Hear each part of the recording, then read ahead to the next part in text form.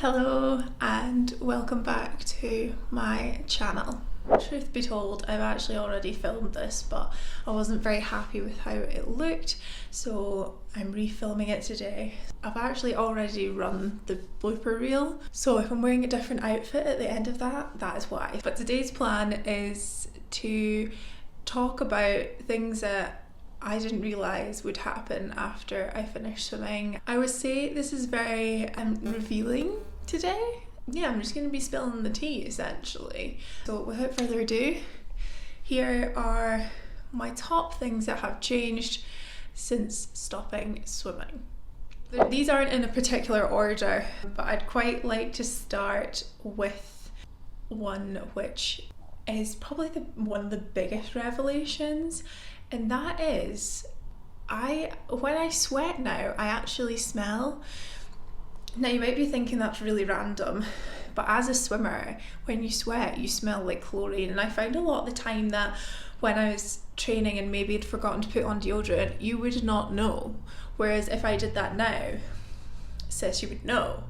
And you know, if you'd maybe gone from training to the gym and forgot to put on deodorant, you could do a whole gym session that would be pretty hard and come back and all you would smell like is pure chlorine. And people do not lie when they say our perfume is chlorine, because it very much is. It seeps into the soul. So that is one of the biggest changes, a wee bit of a shocker, and I very much took that for granted. I actually spoke to one of my friends and they told me that in their whole swimming career they haven't put on deodorant once. And I know that sounds disgusting, but we genuinely don't need it now. And this kind of goes into number two as well. I get through so many clothes. For example, before, like I said, you could maybe do like a gym session in the morning and then have some sort of physical activity in the evening, and you would not need to change outfits between then and not have to like put it in the washing basket because it literally didn't smell like anything. Like, chlorine makes you chemically clean, and I don't think anybody understands the extent to which it does. So that's kind of one and two. It's like, now we smell, and I'm not the only one. I have consulted other people about this. And two, clothes are so disposable now. The amount of washes I have to do is unbelievable. Normal people must be like, yes, welcome to the normal life, the normal world.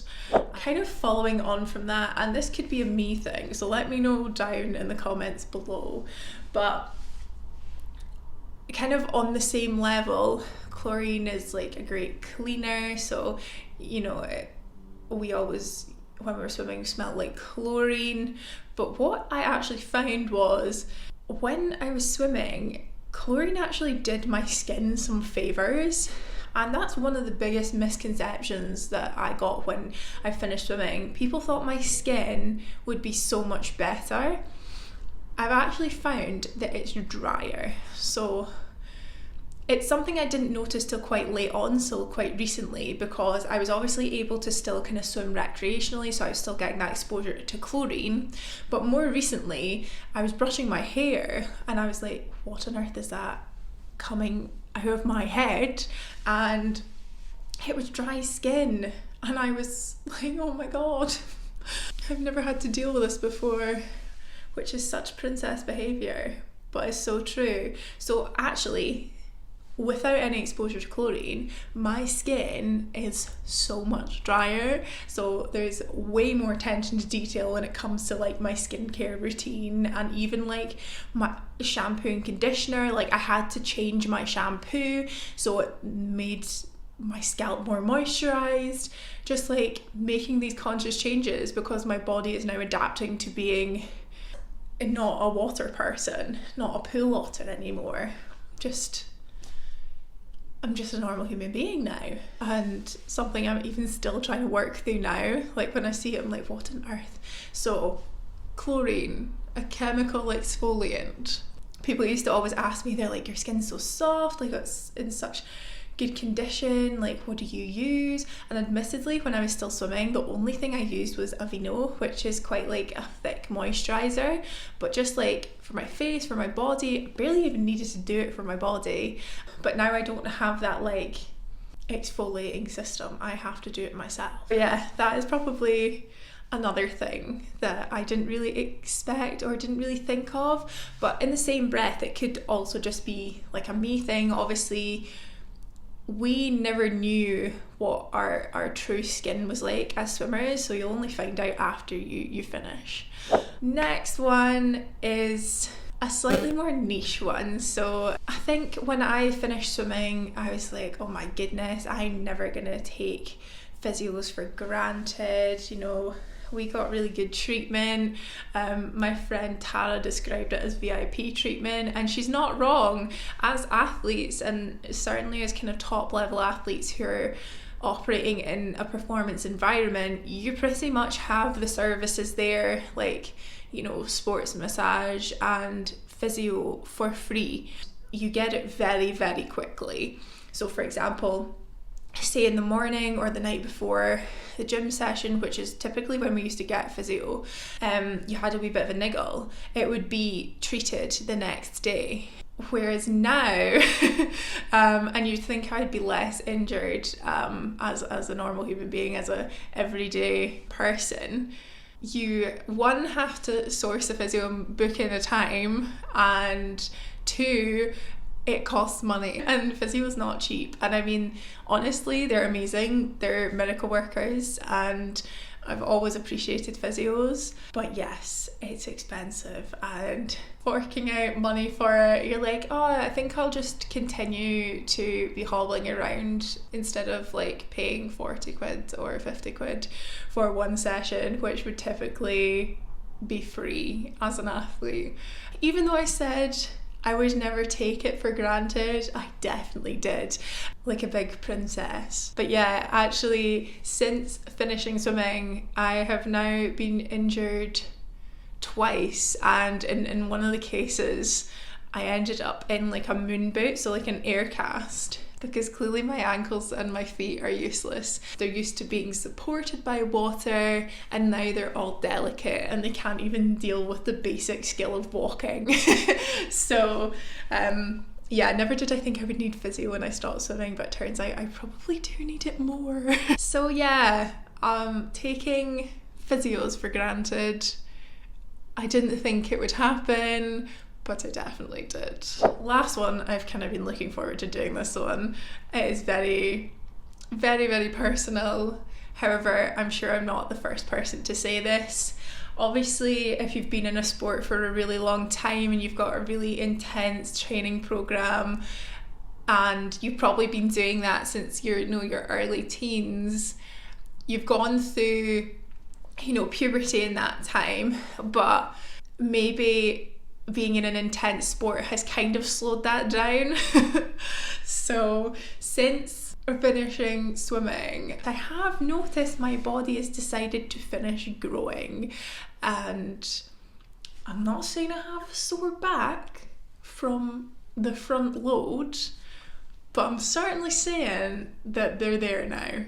I very much have the body shape of a fully grown woman now, instead of operating in a body that was probably for a teenager when I was in my 20s.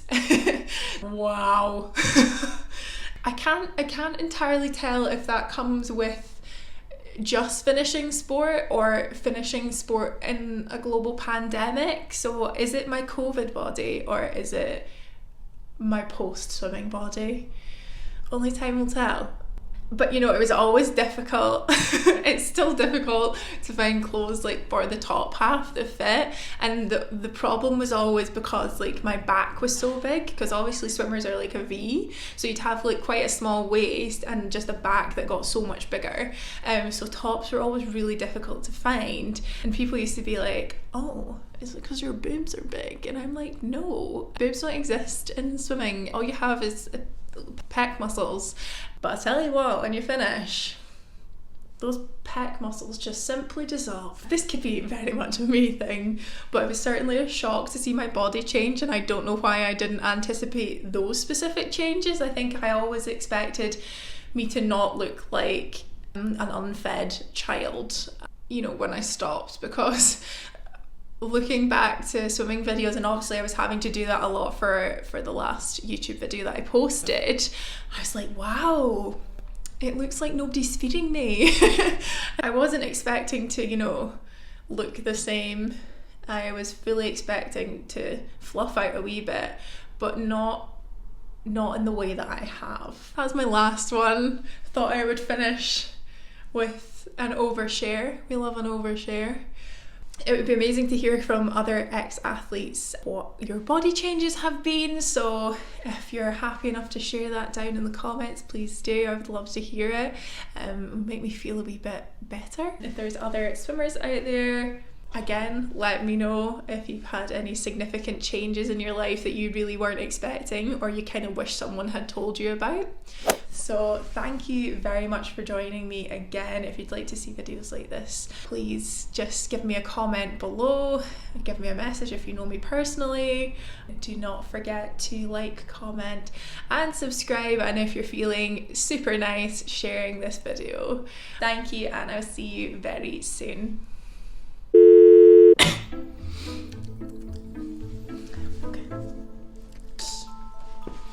The toast and jam tea. This is definitely just to get you to buy Yorkshire tea, which I'm already a big fan Yorkshire tea. Oh my Christ. Oh my god, I can't feel my feet. Category is Spaniel. I'm Hermione Granger. And you are? I really did say who let the dogs out. So now I'm just like the condition of your shin, which is disgusting. But you're a crusty human. Honestly, sometimes I make myself gag. Sick.